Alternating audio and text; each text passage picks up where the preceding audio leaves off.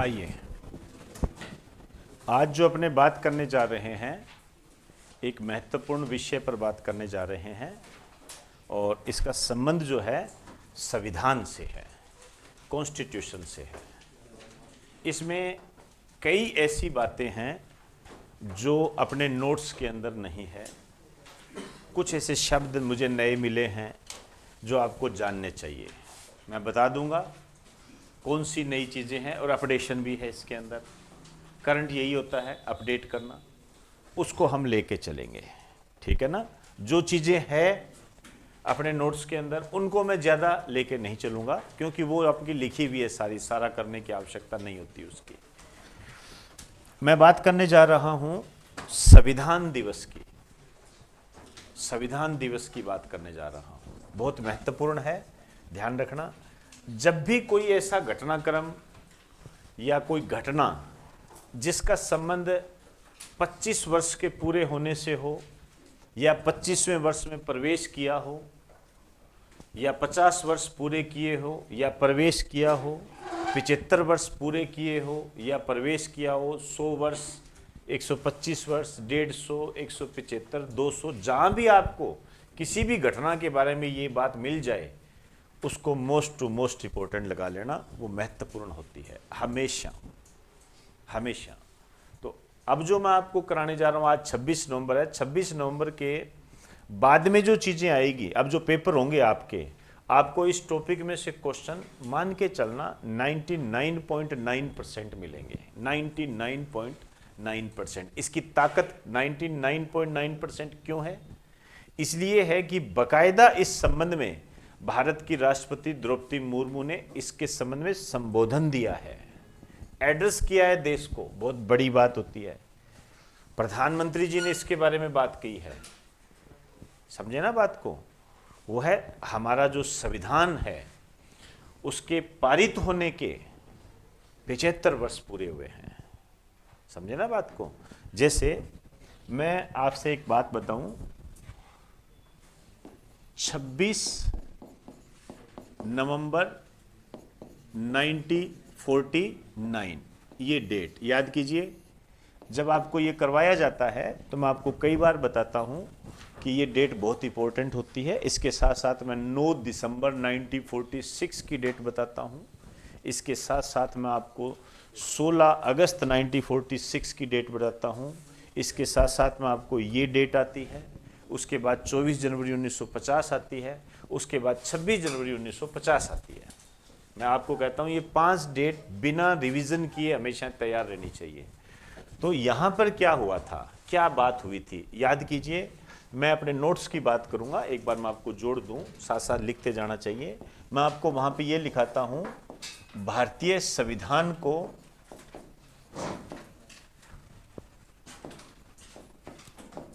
अंगीकृत अधिनियमित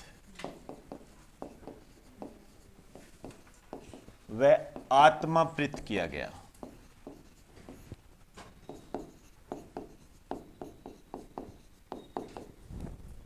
आत्माप्रित किया गया, ठीक है। Adopted, given to over salvage, इसको इंग्लिश में बोलते हैं, जो इंग्लिश में लिखना चाहे। अधिनियमित, अंगीकृत, आत्माप्रित किया गया, अर्थात इट मीन्स भारतीय संविधान को अपनाया गया।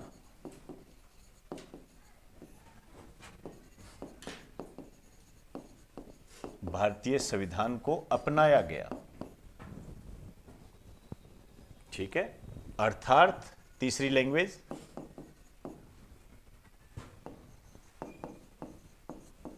भारतीय संविधान को स्वीकार किया गया, ये तीसरी लैंग्वेज है। ये मैं आपको लिखवाता हूं और ये तीनों क्वेश्चन आपके आते हैं, जिसका एक ही आंसर होता है 26 नवंबर 1949, जिसका एक ही आंसर होता है, ठीक है ना। ये एक अलग बात है कि ज़्यादा लैंग्वेज ये इस्तेमाल होती है, भारतीय संविधान को अपनाया कब गया था, क्योंकि एग्जामिनर जानता है कि स्टूडेंट इसको समझेगा लागू कब किया गया था, और वो 26 जनवरी 1950 करके आ जाएगा। आगे वाला जो ऑप्शन होता है वो 26 जनवरी 1950 ही होता है। यहां ध्यान रखना, ठीक है। चीजें मैंने आपको बताई हुई है क्या हो गया था। इस दिन मैं लेक्चर में जब आपको बताता हूं तो मैं ये बताता हूं कि संविधान बनकर तैयार हो गया था, सबने इसे स्वीकार कर लिया, सबने कहा जी ठीक है, ठीक है, ये बात हो गई थी, बताता हूं। हालांकि ये मैं इतना बताने के बाद जो मैं अब शब्द बोलने जा रहा हूं उसको आप क्लियर कर लोगे, लेकिन अखबार में ये शब्द आया है, तो जो मीडिया में जो शब्द आया है तो उसको एग्जामिनर के क्वेश्चन के रूप में ले लेता है। आप समझ जाओगे इसी बात से ही, लेकिन वो शब्द आपके नोट्स के अंदर होना चाहिए। अखबार में आया कि इस दिन भारतीय संविधान जो है संविधान सभा से पारित हुआ था। बड़ा शानदार क्वेश्चन बनता है, आपसे पूछ लेगा कि निम्न में से भारतीय संविधान से संविधान पारित कब हुआ था, समझे बात है कि, तो उसका आंसर क्या होगा 26 नवंबर 1949, ठीक है ना। तो आप यहां लिख लीजिए, यहां पे ऐसे करके लिखिए, इस दिन भारतीय संविधान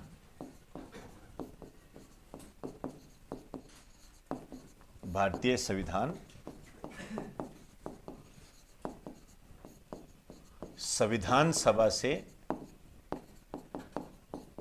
पारित हुआ था। भारतीय संविधान सभा से पारित हुआ था।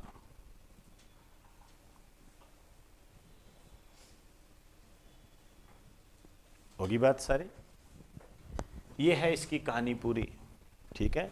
अब देखो मैं वो ज़्यादा आपको लेके नहीं जा रहा हूं क्योंकि आपको बताया हुआ है 26 जनवरी 1950 को लागू हुआ था, ठीक है। गणतंत्र दिवस के रूप में हम उसको मनाते हैं, और जब हम गणतंत्र दिवस मनाते हैं तो उस दिन हम दूसरे देश के राष्ट्राध्यक्ष को बुलाते हैं।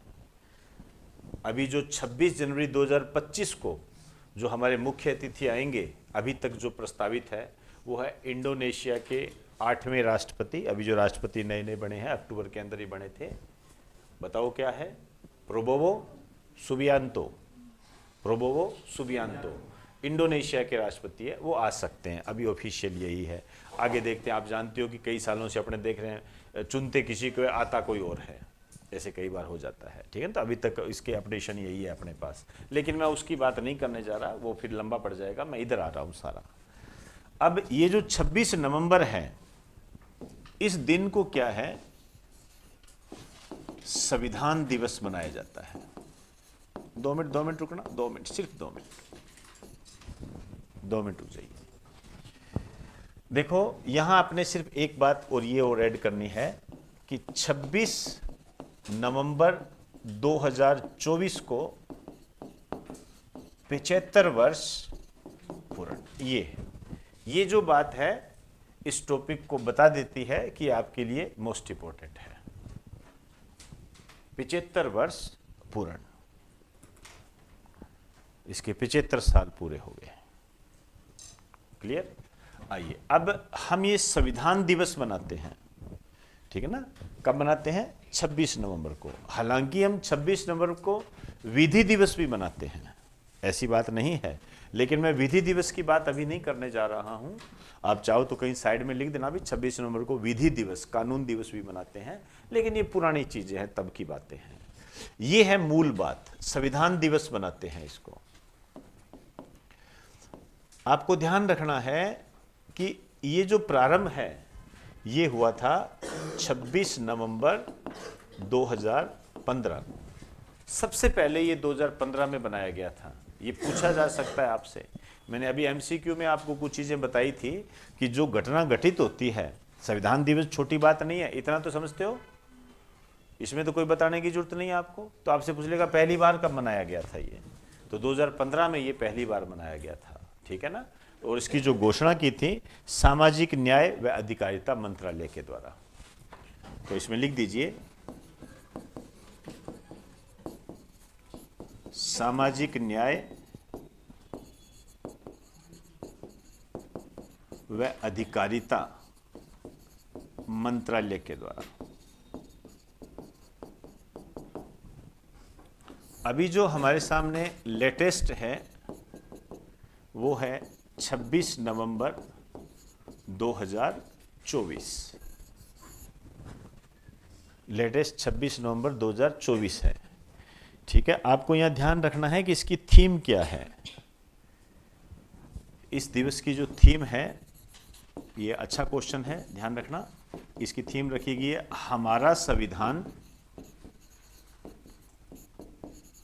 हमारा स्वाभिमान।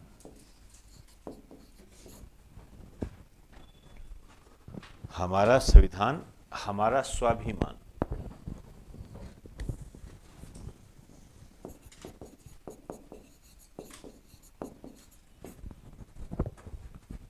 हमारा संविधान, हमारा स्वाभिमान, ये थीम है इसकी, ध्यान रखना, ये महत्वपूर्ण है ये।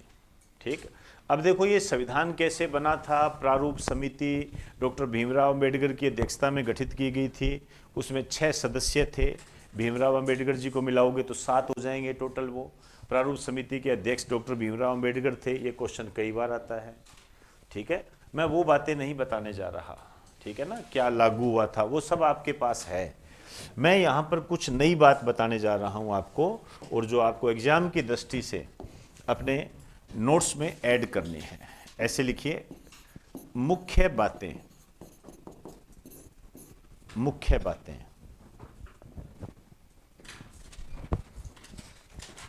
मुख्य बातें। आइए, सबसे पहली बात तो जो संविधान की जो मूल प्रति है,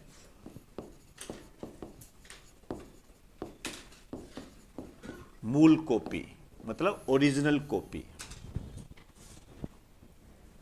मूल कॉपी, ठीक है, अंग्रेज, ठीक है ना, ये है। अब ये किस में लिखी हुई है? भारत का आपके क्वेश्चन आता है ना, हालांकि ये बात वहां लिखाई हुई है, ठीक है, लेकिन मैं इसको थोड़ा सा और ज़्यादा बता दूंगा, कोई दिक्कत नहीं है, अपने नोट्स में है ये कि मूल जो मूल कॉपी है, मूल रूप से संविधान किस भाषा में लिखा गया था? ये इंग्लिश में लिखा गया था। तो इसकी भाषा जो है इंग्लिश, इंग्लिश में इसको लिखा गया था, ठीक है ना। चलिए, अब मुझे एक बात बताइए, जैसे हिंदी की लिपि देवनागरी होती है, ठीक है, इंग्लिश की लिपि क्या होती है बताइए? ये आपके लिए क्वेश्चन है, ध्यान रखना, ये आपके लिए होमवर्क है, ये पता करो इसको, क्योंकि ये इंग्लिश में लिखा गया, और कोई भी भाषा होती है इसकी लिपि बहुत महत्वपूर्ण होती है, ध्यान रखना। कल के अखबार में था ये, तो मैं आपको ये होमवर्क दे रहा हूं, देखते हैं आप, इसमें परेशान होने की बात नहीं है। आइए, अब आप देखिए, ये जो मूल प्रति है, कैलीग्राफर, कैलीग्राफर क्या होता है? जो लिखता है, जो लिखता है। ये क्वेश्चन आया हुआ है, ये मैंने वहां भी करवाया है, ध्यान रखना, अपने नोट्स में भी है, ऐसा नहीं है कि अपने नोट्स में नहीं है, कई चीजें मुझे बताने के लिए आपको बतानी पड़ती है। ये जो नोट्स में नहीं होगी मैं बता दूंगा आपको। प्रेम बिहारी रायजादा, ठीक है ना, ये रायजादा है, कुछ और मत लिख देना, ठीक है। इसमें जो नई बात बताई है ना, वो यही है, सिर्फ पारित वाली, अभी तक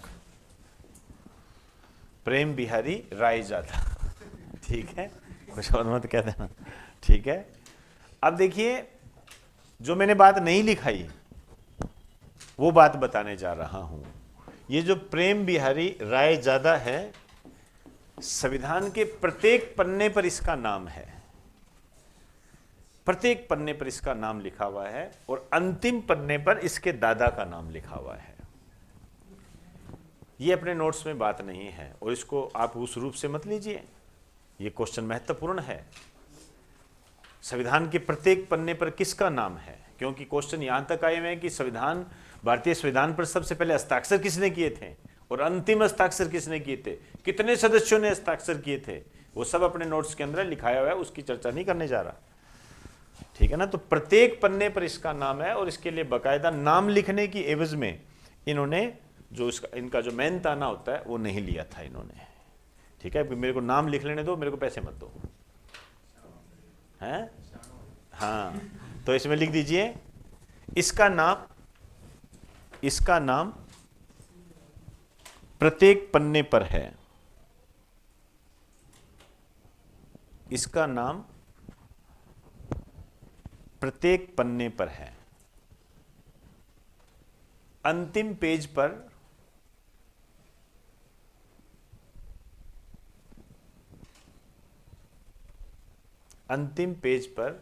इनके दादा का नाम है, अंतिम पेज पर इनके दादा का नाम है।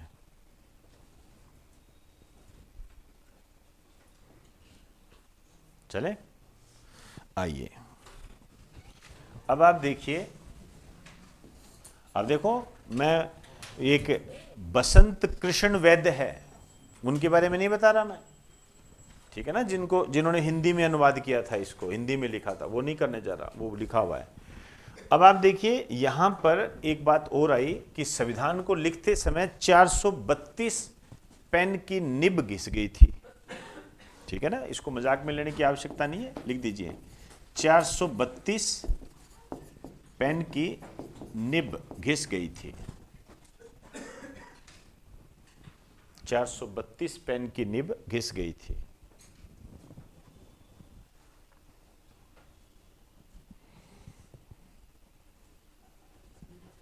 चले, आइए अब ये जो संविधान की मूल प्रति है, ठीक है ना, अब चलो यहां आ जाइए। हाँ, नहीं, पहले इसको ऐसे करते हैं,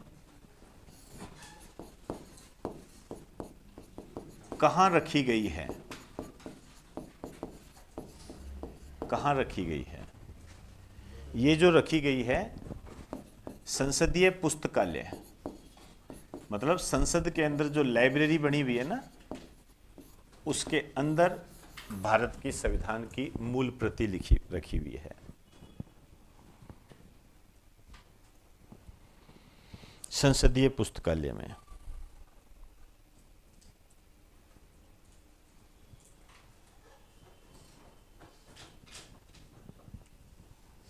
ठीक है। आइए अब ऐसे इसको सीधे नहीं रख सकते, पेज है, खराब हो जाएगा, तो इसको क्या है, 2 मिनट रुक जाइए, हीलियम गैस के बॉक्स में रखा गया है। ये नई बात है, ये अपने नोट्स में नहीं है। हीलियम, 2 मिनट रुक जाओ, 2-3 नाम बताऊंगा। हीलियम गैस के बॉक्स में रखी गई है और नेफ्थलीन की गोलियों के साथ है। क्यों रखेंगे? आप समझदार हो, खराब ना हो जाए, ठीक है। ये एक अच्छा क्वेश्चन है, तो इसमें लिख दीजिए इसे हीलियम से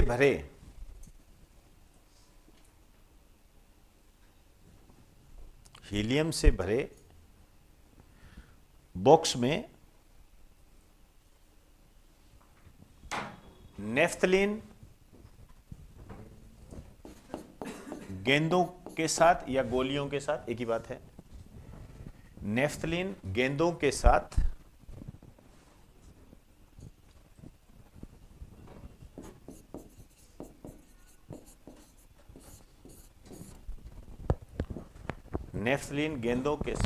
फलालेन के कपड़े में रखा गया है, फलालेन के कपड़े में रखा गया है, फलालेन के कपड़े में रखा गया है। क्लियर? ये फलालेन का कपड़ा, हीलियम, नेफ्थलीन की गोलियां, गेंद, ये अपने नोट्स में नहीं है, आप इसको ऐड कर लें, ठीक है ना। अच्छी चीजें हैं ये सारी। आइए दूसरा जाइए, खर्चा तो आपको लिखाया हुआ है, ठीक है ना, 64 लाख, फिर भी चाहे लिखना चाहो तो लिख सकते हो, एक बार आ गया था, ये 64 लाख का खर्चा आया था।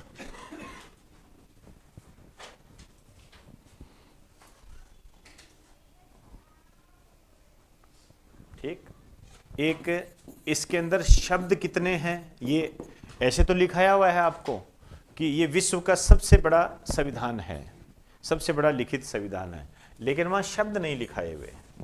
ठीक है, तो शब्दों को आप ध्यान रखिए कि टोटल इसमें कितने शब्द हैं। ये है 1,46,385, 1,46,385 ये शब्द है। ठीक है ना।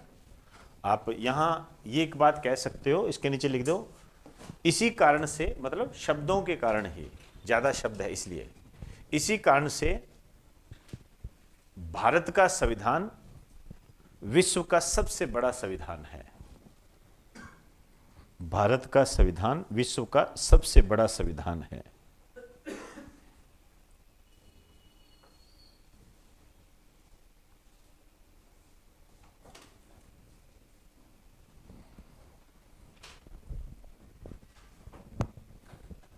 चले, आइए चौथी मुख्य बात लिखिए। अब देखिए इसमें कई चित्र बने हुए हैं, चित्र बने हुए हैं। ठीक है ना, जैसे इसके अंदर राम लक्ष्मण सीता का चित्र है, बुद्ध का चित्र है, श्री कृष्ण का चित्र है,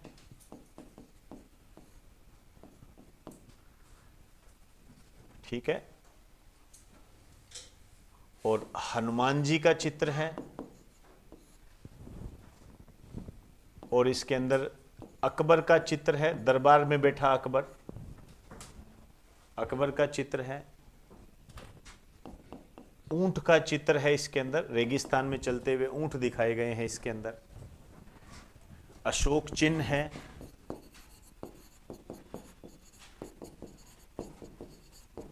अशोक चिन्ह है, टीपू सुल्तान है इसके अंदर, ऐसे कई चित्र बने हुए। अशोक, ये अकबर का है, अशोक चिन्ह है इसके अंदर, स्टार्टिंग इसी से होती है, इसी चिन्ह के साथ होती है इसकी। ठीक है, आप यहां लिखना चाहो तो लिख सकते हो, प्रारंभ, पहला चित्र यही है ये।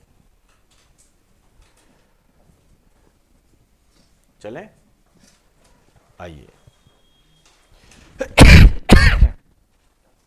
सॉरी, ऐसा आपसे कुछ नहीं पूछेगा किसका चित्र है किसका नहीं है, बहुत सारे चित्र हैं, ऐसा कुछ नहीं है, लेकिन ये चित्र हमेशा अखबारों में आते रहते हैं। रामचंद्र जी ने भी माना भारत का संविधान, मीडिया है, आप जानते ही हो किस रूप में बोलेगा, आप समझते हो। राम के दर्शन देखने को मिलते हैं इसके अंदर। जब ये रखे गए थे, यार इसका नाम कोई नहीं लेगा आज के टाइम, अकबर, अकबर का भी, अरे अकबर का क्यों दे दिया भाई, ये तो हमारा है ही नहीं। टीपू सुल्तान का चित्र है, ये है, जो भी है, विशेष क्या बात है, इस पर विवाद हुआ। इस पर यह विवाद हुआ, यदि हम भारत को धर्मनिरपेक्ष कहते हैं, पंथ निरपेक्ष कहते हैं, सेक्युलर कहते हैं, तो फिर ये आप ऐसे कैसे डाल सकते हो। ये बात हुई, तो वोटिंग हुई, वोटिंग हुई, और ये डिसाइड हुआ कि ये जो चित्र है, ठीक है संविधान के अंदर है, लेकिन ये संविधान का हिस्सा नहीं है। ध्यान रखें, संविधान का हिस्सा नहीं है। आपके आ जाएगा निम्न में से कौन सा संविधान में शामिल नहीं है, ये नहीं है शामिल, ये नहीं है, समझे ना, हिस्सा नहीं है, संविधान के दायरे में नहीं है, बना दिए अपने, ठीक है, बढ़िया है, कोई बात नहीं, संविधान का हिस्सा नहीं है। ये लाइन आपको हमेशा ध्यान रखनी है। इसके आगे लिख दीजिए, लिखो, ये चित्र संविधान का हिस्सा नहीं होते हैं।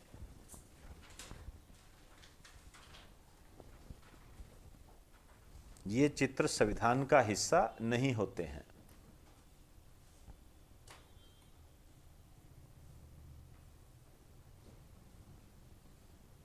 चले, आइए, अब बहुत सारे आर्टिकल, भाग वगैरह, हम उस पर नहीं जा रहे हैं, वो सब आपको बताया हुआ है।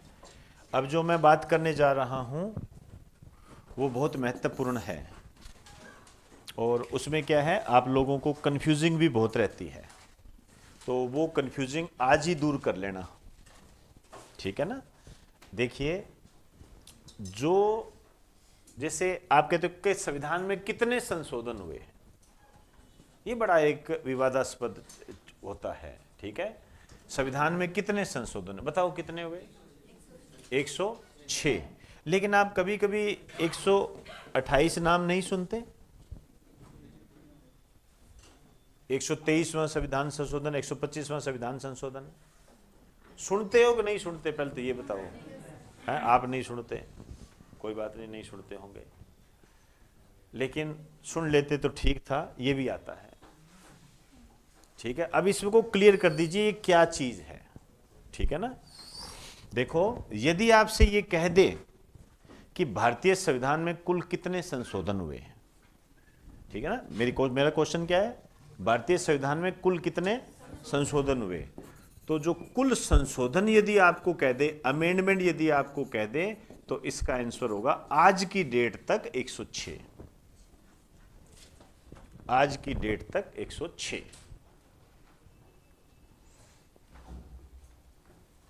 ठीक है। होगी बात सारी? आइए नीचे लिखो, इसके लिए संसद में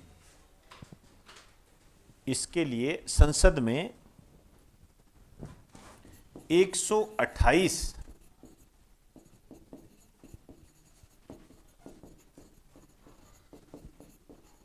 संविधान संशोधन विधेयक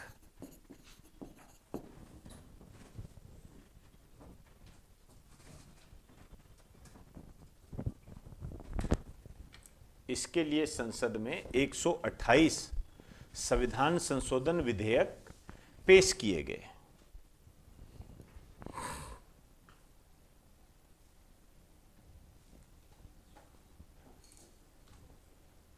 चले, आइए ध्यान से देखो, यहां क्वेश्चन क्या बनेगा, भारतीय इतिहास में अब तक कितने संविधान संशोधन विधेयक बिल पेश किए जा चुके हैं? 128। अब इसका आंसर ये होगा, और कितने हो चुके हैं? 106। इसका रीजन ये होता है, देखिए हमने जो बिल पेश किए वो थे 128 आज की डेट तक, ठीक है। इनमें से 106 जो है ये पारित हो गए और लागू हो गए, मतलब हमने 106 पारित भी कर दिया और लागू भी हो गया। लेकिन ये जो बच गए, मेरे हिसाब से 22 बच गए, ये पारित नहीं हुए, इसका मतलब लागू भी नहीं हुए। लेकिन बिल तो पेश तो किए गए थे ना, डाटा में तो है ना, वो उसको हटा थोड़ी देंगे, अरे यार हटा यार, ये तो पारित नहीं हुआ था, ऐसे नहीं कह सकते हम कभी, समझे ना बात को, ये आपको ध्यान रखना है। क्लियर होगी बात सारी?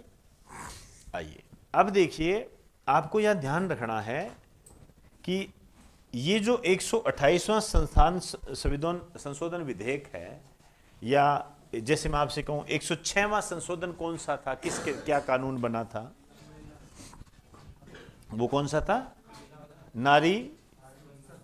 नारी शक्ति वंदन, ठीक है ना, वो हुआ था, समझ जाओगे इसको, ठीक है। चलो उसकी बात नहीं करते हैं, लेकिन यहां एक बात और मैंने पढ़ी कि इनमें से 99वां संविधान संशोधन ऐसा था, एकमात्र ऐसा संविधान संशोधन था 99वां, जो कि राष्ट्रीय न्यायिक आयोग से संबंधित था। इसे नॉन कॉन्स्टिट्यूशनल घोषित किया गया, एकमात्र यही है जिसे नॉन कॉन्स्टिट्यूशनल घोषित किया गया। देखो, नॉन कॉन्स्टिट्यूशनल अलग चीज है कि यार ये तो गलती है, कॉन्स्टिट्यूशन में ही नहीं आता ये, एक तो ये चीज होती है। एक पारित नहीं हुआ, पारित नहीं होने के कई कारण हैं, आपका बहुमत नहीं हो, लोग मानते नहीं हो भाई, संविधान के हम नियमों के तहत तो बढ़िया चल रहे हैं, लेकिन भाई लोगों का बहुमत नहीं मिल रहा है, उसको जो हमारे एमएलए एमपी है उनका बहुमत नहीं मिल रहा है, बहुमत नहीं मिल रहा है, तो भाई फिर वो पारित नहीं होगा, सिंपल सी बात है। एक कह दे नॉन कॉन्स्टिट्यूशनल है तो पारित और अपारित होने की कोई सवाल ही पैदा नहीं होता, ठीक है। तो इसमें लिख दीजिए, स्टार्ट डाल के लिखना 99वें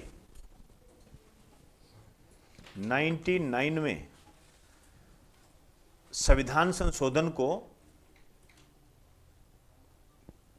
असंवैधानिक बताया गया।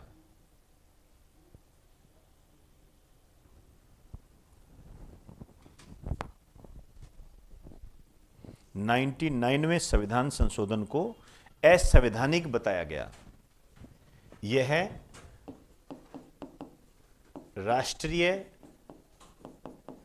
न्यायिक नियुक्ति आयोग से संबंधित था, नेशनल जुडिशियल अपॉइंटमेंट कमीशन से संबंधित था, राष्ट्रीय न्यायिक नियुक्ति आयोग से संबंधित था।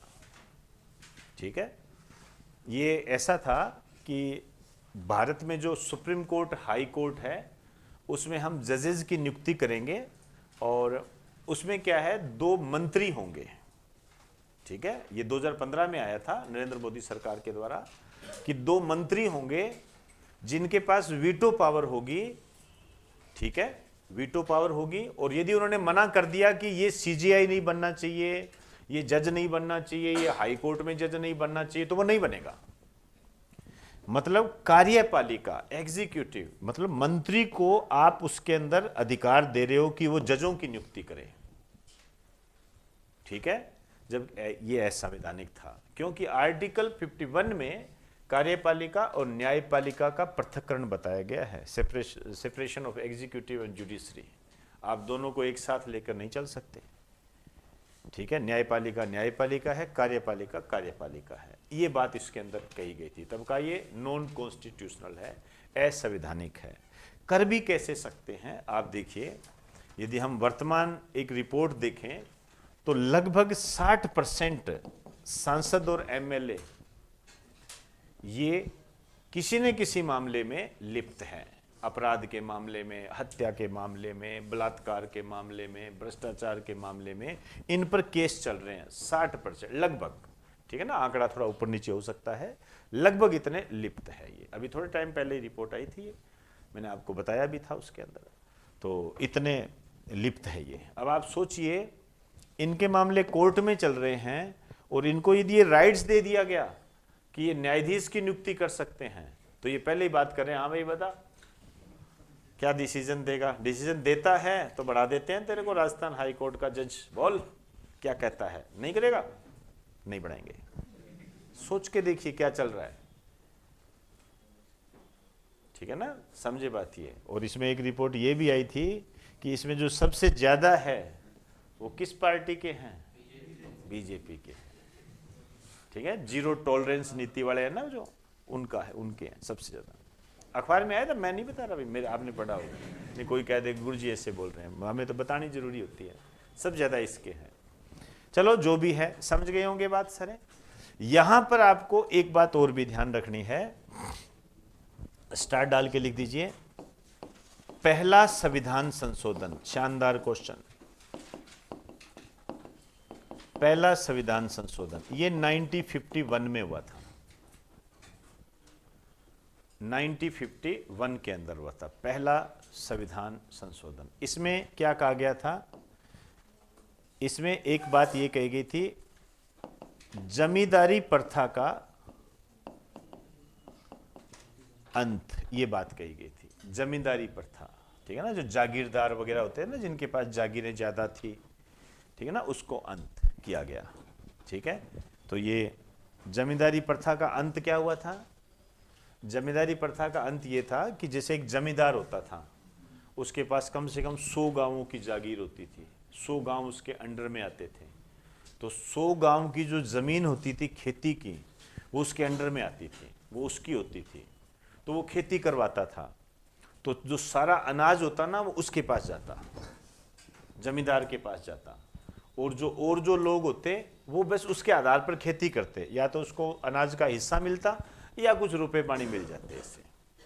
तो जैसे आप अपना खेत कर रहे हो तो खेत आपका नहीं है, वो जमींदार का है। ठीक है ना, फिल्मों में देखा होगा आपने, फिल्मों में ऐसी चीजें होती है ज्यादा।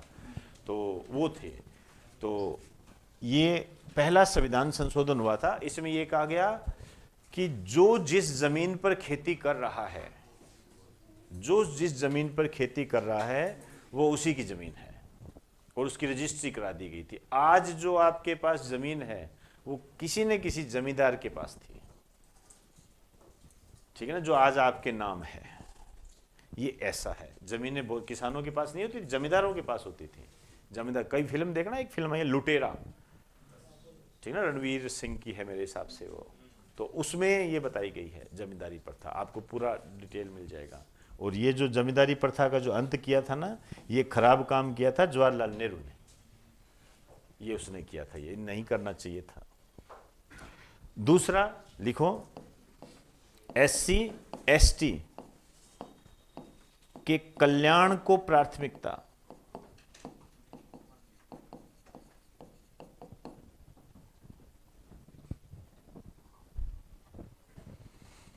SC ST के कल्याण को प्राथमिकता।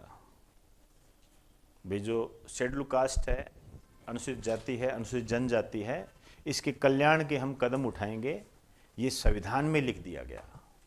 और ये चीज़ लिखी गई थी पहले संविधान संशोधन में जवाहरलाल नेहरू के काल में। तो जवाहरलाल नेहरू ने कितना गलत काम किया आप देखिए। यदि वो आज ऐसा नहीं करता तो सोचिए, भारत एक नए भारत के रूप में आपके सामने होता कि नहीं होता? अरे बोलो तो सही यार, कमाल करते हो, ठीक है ना। तो लोगों के बहकावे में मत आया करो, चीज़ों को एनालाइज करने की क्षमता रखा करो अपने अंदर। समझ में आई जी बात सारी है? तो ये हो गया सारा, ये बात विशेष है, इसका ध्यान रखना है आपने। और एक ये बात विशेष है, और ये सबसे मोस्ट है, ध्यान रखना ये, ठीक। चलिए जी, धन्यवाद।